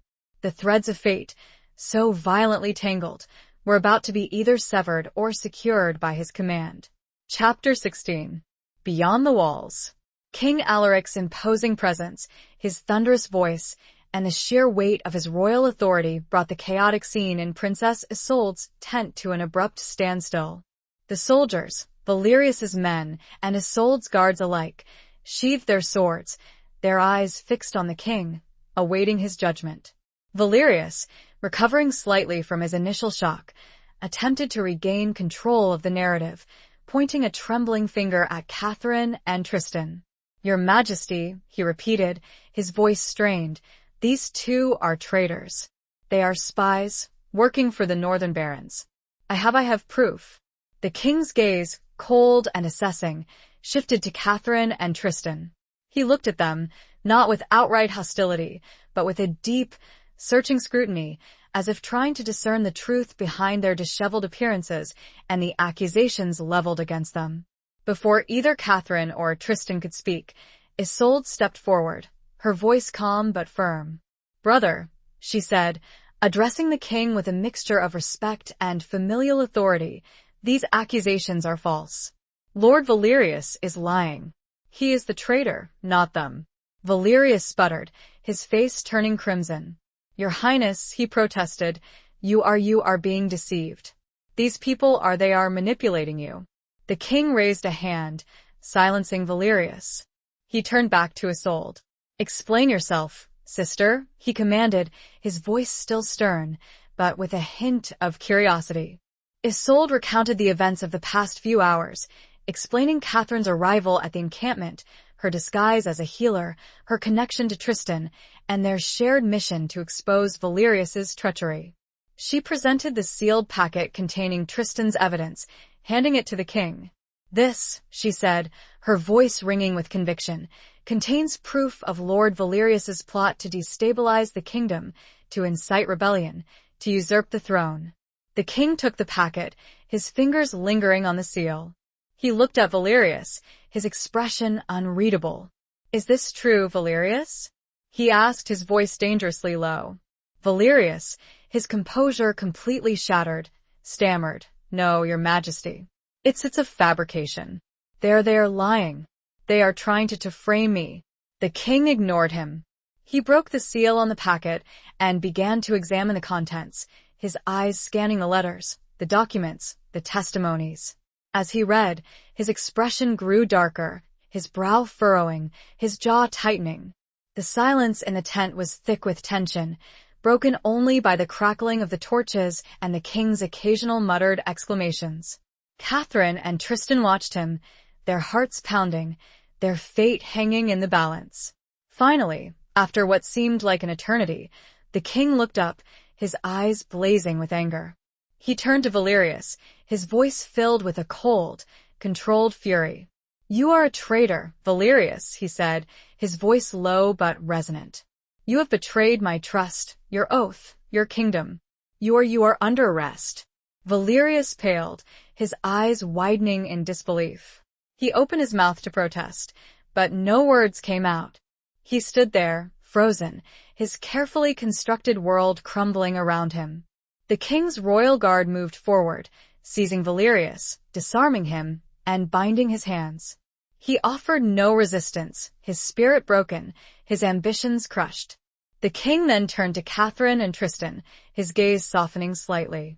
"You have done a great service to the kingdom," he said, his voice filled with a mixture of gratitude and regret. "You have risked your lives to expose a dangerous traitor. You have earned my thanks." He paused, his gaze lingering on Tristan. "Sir Tristan de Clare," he said, his voice formal, "I hereby revoke your banishment. I restore your knighthood, your lands, your titles. You are exonerated." Tristan bowed his head, his eyes filled with a mixture of relief and humility. "Thank you, Your Majesty," he said, his voice choked with emotion. The king then turned to Catherine, his gaze searching hers. "And you, Lady Catherine of Dunmere," he said, his voice softer, "you have shown great courage, great loyalty, great resilience. You have my admiration." He paused, a flicker of something understanding, perhaps even sympathy passing across his face. I know of your loss, he said, his voice gentle. I know of your father's death. I grieve with you. Catherine bowed her head, tears welling up in her eyes. Thank you, your majesty, she whispered, her voice trembling.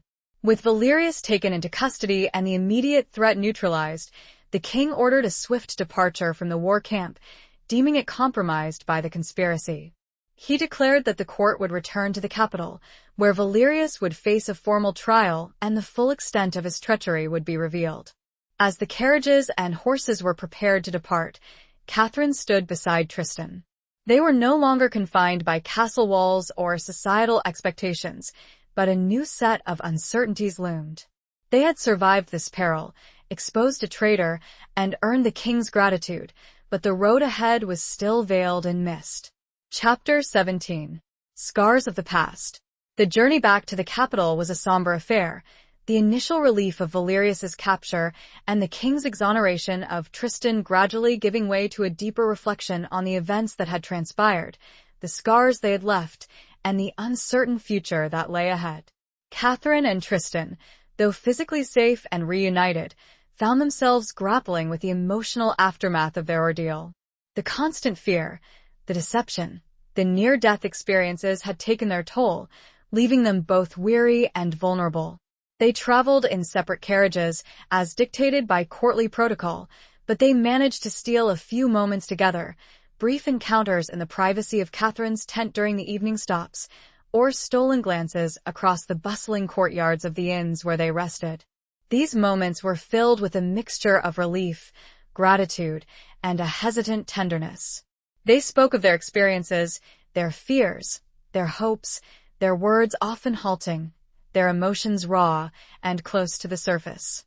I thought I had lost you, Catherine confessed one evening, her voice trembling as she recalled the moment of Valerius's confrontation in the encampment. I thought he would kill you. Tristan reached out, his hand gently cupping her cheek. I know, he said, his voice soft. I felt the same, but we survived. We made it through. He paused, his gaze searching hers. Catherine, he said, his voice earnest, I need to tell you something. Something I should have told you long ago. Catherine's heart skipped a beat. She knew what was coming. The story of Lyra, the woman he had loved, the woman who had been the key to his forced betrayal. Tristan recounted the tale, his voice filled with a mixture of regret and lingering affection. He spoke of Lyra's beauty, her kindness, her gentle spirit. He spoke of their forbidden love, their stolen moments, their desperate attempts to find happiness in a world that denied them their desires. He also spoke of her tragic fate. After Tristan had been forced to betray Lord Edmund, Lyra, consumed by guilt and despair, had taken her own life.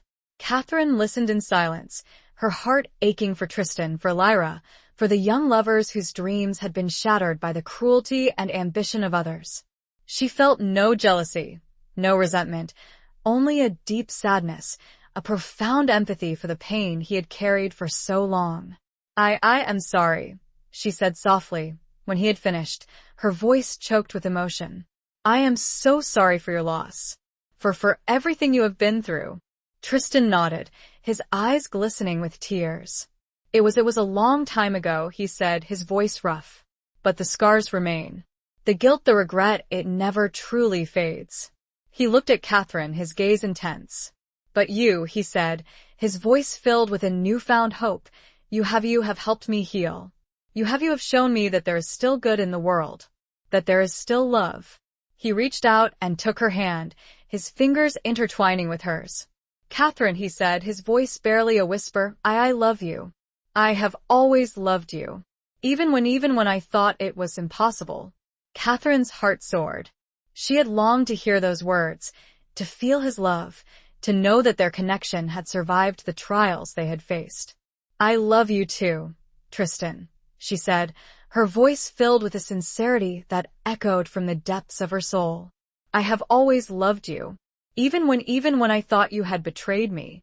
They embraced, a long, heartfelt embrace that spoke of forgiveness, of healing, of a love that had endured despite the betrayals, the secrets, the scars of the past. It was a moment of profound connection, a promise of a future they would build together, a future free from the shadows that had haunted them for so long. They were both damaged by the past, by the choices and consequences of others and their own, but this, finally, was the turning, where they faced forward with a newfound clarity. Chapter 18. A Promise Renewed. The return to the capital was marked by a palpable shift in the atmosphere. The city, once buzzing with rumors of war and whispers of rebellion, now held its breath, awaiting the outcome of Valerius's trial and the king's pronouncements. The air was thick with anticipation, uncertainty, and a cautious hope for a return to stability and order. Catherine and Tristan, no longer fugitives or suspected traitors, were welcomed back with a mixture of relief, curiosity, and a newfound respect. They were hailed as heroes, saviors of the kingdom, the ones who had exposed a dangerous plot and prevented a potentially devastating war. But amidst the public accolades and the courtly celebrations, Catherine and Tristan found themselves navigating a more personal and delicate landscape. Their relationship, rekindled in the crucible of danger and deception, was now exposed to the scrutiny of the court, the expectations of society, and the lingering shadows of their past. They were granted separate lodgings within the royal palace, as befitted their respective stations, but they found ways to meet, stolen moments in the gardens, quiet conversations in the library, brief encounters in the corridors, their connection deepening with each shared glance, each whispered word, each gentle touch. One evening, as they strolled through the palace gardens, bathed in the soft glow of the setting sun, Tristan turned to Catherine, his expression serious. "Catherine," he said, his voice low and earnest, "I know we have much to discuss. We have a future to plan. But there is something I must ask you. Something I should have asked you long ago."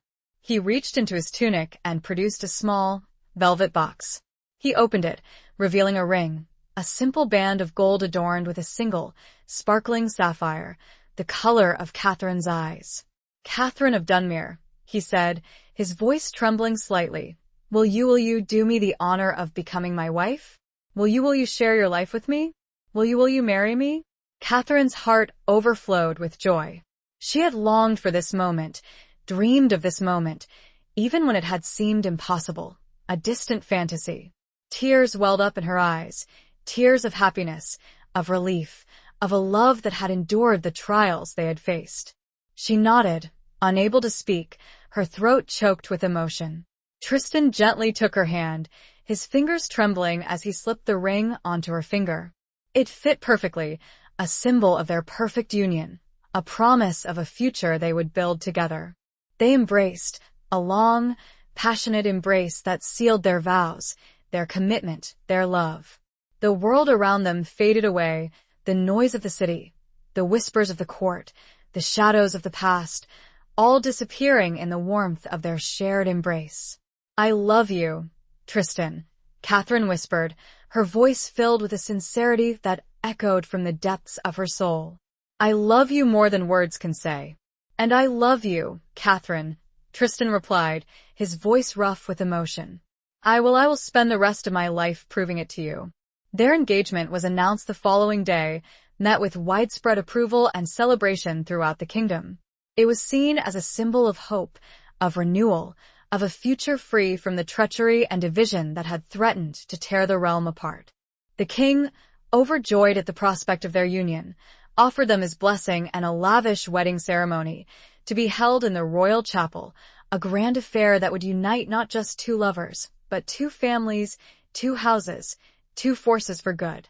But amidst the preparations for the wedding, Catherine and Tristan found themselves grappling with a lingering issue, a loose end that needed to be tied, a shadow from the past that still cast a pall over their newfound happiness.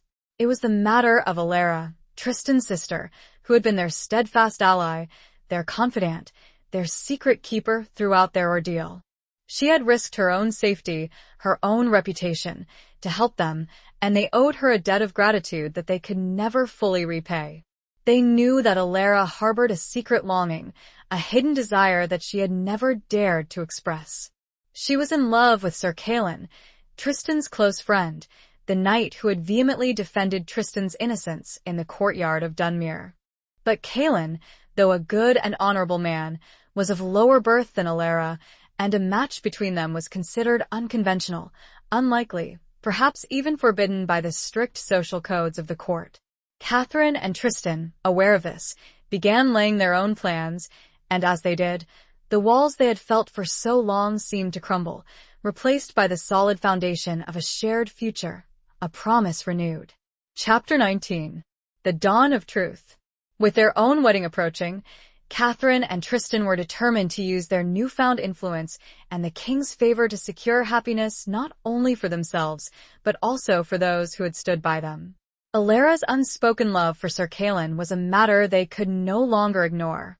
They knew the societal obstacles, the rigid hierarchy that deemed such a union improbable, but they were resolved to challenge those conventions, to create a space for love to flourish even amidst the strictures of the court. They began subtly, speaking to the king of Callan's unwavering loyalty, his bravery, his inherent nobility. They recounted his defense of Tristan in the courtyard of Dunmere, his unwavering belief in his friend's innocence, his willingness to risk his own standing to speak truth to power. The king, already indebted to Tristan and Catherine, listened attentively, his respect for Callan growing with each recounted deed. He had witnessed Callan's courage during the brief but fierce skirmish in Isolde's tent, and he recognized the young knight's inherent worth. One evening, during a private audience with the king, Catherine and Tristan broached the subject more directly. "Your Majesty," Catherine began, her voice hesitant but firm, "we are deeply grateful for your generosity, your kindness, your unwavering support. We are blessed to have your blessing on our union." The king smiled, his gaze softening. "You have earned my blessing, Lady Catherine," he said. "You and Sir Tristan have proven yourselves to be loyal subjects, true patriots, and courageous individuals. And it is with that courage in mind, Your Majesty," Tristan continued, "that we wish to speak to you about another matter. A matter close to our hearts."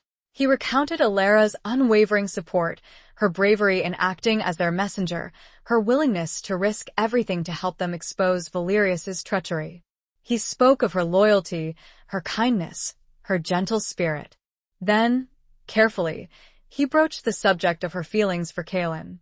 "Your Majesty," he said, his voice low and earnest, "Alara, she harbors a deep affection for Sir Callan. And Callan, he feels the same. But their different stations in life, it presents an obstacle, a seemingly insurmountable barrier." The king listened in silence, his expression thoughtful. He knew the social conventions, the rigid rules that governed marriage among the nobility. He knew that a match between Alara, a woman of high birth, and Callan, a knight of lesser standing, would be met with disapproval, perhaps even outrage, by some members of the court. But he also knew that love, true love, was a rare and precious thing. And he had witnessed firsthand the courage, the loyalty, the unwavering devotion of both Alara and Callan. "I will consider this matter," he said finally, his voice noncommittal. I will reflect upon your words." Catherine and Tristan, though slightly disappointed by his lack of immediate approval, were not discouraged. They knew that the king was a just and compassionate man, and they trusted that he would ultimately make the right decision. A few days later, the king summoned Callan to a private audience. He questioned him about his service, his loyalty, his ambitions. He also, subtly, probed his feelings for Alara. Callan, though initially hesitant, spoke openly and honestly, confessing his deep love for Alara, his respect for her family, his awareness of the social obstacles that stood in their way. The king listened intently, his gaze assessing, his mind weighing the young knight's words. He saw in Callan a man of integrity, of courage, of unwavering devotion. He saw a man worthy of Alara's love. Finally, the king spoke, his voice firm and decisive. "Sir Callan," he said, "I have considered your words.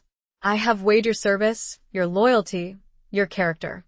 And I have reached a decision." He paused, a flicker of a smile playing on his lips.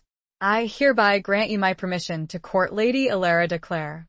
And I grant you my blessing on your union, should she choose to accept your proposal." Kaelin's eyes widened in disbelief, his heart soaring with joy. He bowed low, his voice choked with emotion. "Thank you, Your Majesty," he said. "Thank you." I will not disappoint you." The king's decree was met with a mixture of surprise, approval, and some grumbling disapproval from the more traditional members of the court. But the king's authority was absolute, and his decision stood. Alara, when informed of the king's pronouncement, was overjoyed, her heart overflowing with happiness. She had never dared to hope for such an outcome, had resigned herself to a life without the man she loved. But now, thanks to Catherine and Tristan's intervention and the king's generous spirit, her dreams were about to come true. It was the dawn of truth, when secrets were laid bare, loyalties honored and love permitted, at last, to weave all into a beautiful tapestry of future. Chapter 20. The Reckoning of Love and Duty. The preparations for Catherine and Tristan's wedding proceeded with a joyous fervor, the entire kingdom seemingly caught up in the celebration of their love and the restoration of peace and stability. The royal chapel was adorned with flowers, banners, and tapestries, the air filled with the scent of incense and the sounds of music. The finest craftsmen were employed to create a feast fit for a king, a celebration that would be remembered for generations to come. But amidst the outward festivities, Catherine and Tristan found themselves grappling with the final reckoning of their past, the resolution of the lingering threads of duty and obligation that still bound them. Valerius's trial was swift and decisive. The evidence against him, meticulously gathered by Tristan and presented by the king, was overwhelming. He was found guilty of treason, stripped of his titles, his lands, his possessions, and sentenced to life imprisonment in the deepest dungeons of the royal palace. His co-conspirators, those members of the court who had been implicated in his plot, were also brought to justice, their fates ranging from banishment to imprisonment, depending on the severity of their involvement. The northern barons, their rebellion thwarted by Valerius's capture and the king's decisive action, laid down their arms and pledged their loyalty to the crown, their grievances addressed through a combination of negotiation and compromise. The kingdom, once teetering on the brink of chaos and war, was finally at peace, its wounds beginning to heal, its future secured by the courage and loyalty of a few brave individuals. Catherine and Tristan, hailed as heroes, found themselves showered with honors and accolades. The king bestowed upon Tristan the title of Duke, elevating him to the highest ranks of the nobility, a recognition of his service and a testament to his unwavering loyalty. He also granted Catherine a vast estate, a symbol of his gratitude and a recognition of her own courage and resilience. But amidst these public triumphs, Catherine and Tristan sought a more personal and private resolution. They visited Alara and Kaelin, who were now officially betrothed, their love blossoming in the light of the king's approval. They shared their joy, their gratitude, their hopes for a future filled with happiness and love. They also spoke of the past, of the sacrifices they had made, the challenges they had overcome, the bonds that had been forged in the crucible of adversity. On the eve of their wedding, Catherine and Tristan found themselves alone in the palace gardens, the same gardens where they had shared so many stolen moments, so many whispered conversations, so many dreams of a future together. The moon was full, casting a silvery glow over the landscape, the air filled with the sweet scent of roses, a reminder of the flower Tristan had kept as a token of their forbidden love. They stood in silence for a long moment, their hands clasped together, their hearts overflowing with love and gratitude. "We made it," Catherine said softly, her voice filled with a mixture of wonder and relief. We survived." Tristan nodded, his gaze meeting hers. "We did," he said, his voice rough with emotion. "And we did it together." He gently caressed her cheek, his fingers tracing the contours of her face. "Catherine," he said, his voice earnest, I will spend the rest of my life making you happy. I will cherish you, protect you, love you always." Catherine leaned into his touch, her heart swelling with love. "And I, Tristan," she said, her voice filled with a sincerity that echoed from the depths of her soul, I will be your wife, your partner, your friend, your lover forever." They embraced a long, passionate embrace that sealed their vows, their commitment, their love. It was a moment of perfect union, a culmination of their journey, a promise of a future filled with happiness, peace, and unwavering devotion. The following day, they were married in the royal chapel, surrounded by family, friends, and the entire court. The king himself officiated the ceremony, his voice filled with pride and affection as he pronounced them husband and wife. It was a day of joyous celebration, a testament to the power of love, the resilience of the human spirit, and the triumph of good over evil. It was a day that would be remembered for generations to come, a symbol of hope, of renewal, of a future where love and duty, once seemingly at odds, had finally found their harmonious reckoning. It was, for Catherine and Tristan, their new beginning, free of all shadows, ready to begin their lives as one. Epilogue. Years passed, and the reign of King Alaric, guided by the wisdom of Princess Isolde and strengthened by the loyalty of Duke Tristan and Duchess Catherine, became known as a golden age. The kingdom prospered, peace reigned, and the scars of Valerius's treachery faded into distant memory. Dunmere Castle, once a place of shadows and sorrow, blossomed anew under Catherine's gentle hand and Tristan's steadfast leadership. The halls echoed with laughter, music, and the joyful sounds of their children. They had three: a son, Edmund, named after Catherine's father, a strong and courageous boy who inherited his father's skill with a sword and his mother's compassionate-hearted daughter, Lyra, named after the woman Tristan had once loved, a beautiful and kind girl who possessed her mother's intelligence and her father's unwavering loyalty, and a second son, Alaric, named after the king, a mischievous and playful boy who brought laughter and light to their lives. Alara and Caelan, their marriage blessed by the king and celebrated by the entire kingdom, lived a life filled with love and happiness. They had several children of their own, their family intertwined with Catherine and Tristan's, their bond of friendship and loyalty enduring through the years.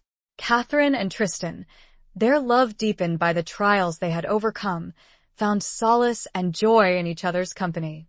They ruled Dunmere with wisdom and compassion, their days filled with the responsibilities of their station, but also with the simple pleasures of family life, of watching their children grow, of sharing quiet moments together, of walking hand in hand through the gardens of their home. They often spoke of the past, of the darkness they had faced, of the secrets they had kept, of the love that had sustained them through it all. They remembered those who had been lost, Lord Edmund, Lyra, the countless others who had suffered under Valerius's treachery. They honored their memory, ensuring that their sacrifices would never be forgotten. As the years turned into decades, Catherine and Tristan grew old together, their hair silvered by time, their bodies bearing the marks of age, but their love remaining as strong and vibrant as ever. They had weathered the storms of life, faced the challenges of fate, and emerged victorious, their bond unbreakable, their love a beacon of hope for all who knew them. One evening, as they sat together on the balcony of their chambers, overlooking the moonlit landscape, the same balcony where Catherine had released Shadow, the falcon that had carried their desperate message to Tristan, they reminisced about their journey, their love, their life together. "Do you remember?" Catherine said softly, her voice filled with a mixture of nostalgia and affection. "The night you left for the king's encampment? The night you gave me the rose?" Tristan smiled, his eyes twinkling with the memory. "How could I forget?" he said, his voice rough with emotion. It was the hardest thing I ever had to do, leaving you not knowing if I would ever see you again." He reached out and took her hand, his fingers intertwining with hers. "But I knew," he said, his voice filled with a sincerity that time had only deepened, "that I had to do it. For you. For Dunmere. For the kingdom." Catherine squeezed his hand, her heart overflowing with love. "And you did it," she said, her voice filled with pride. "You saved us all. You saved me." They sat in silence for a long moment, their gaze fixed on the horizon, the moon casting a silvery glow over the landscape, the wind whispering through the trees, a gentle reminder of the passage of time, of the enduring power of love. We built a good life, Catherine, Tristan said finally, his voice filled with contentment. A life filled with love, with family, with purpose. Catherine nodded, her eyes glistening with tears. We did, she said, her voice soft. And I wouldn't trade it for anything. They leaned against each other, their bodies close, their hearts beating as one. They had found their happily ever after, not in a fairy tale castle, but in the real world, a world filled with challenges and triumphs, with sorrow and joy, with love and loss. They had found their peace, their happiness, their forever together. The scars had faded, but the strength they had forged remained, a testament to their enduring love.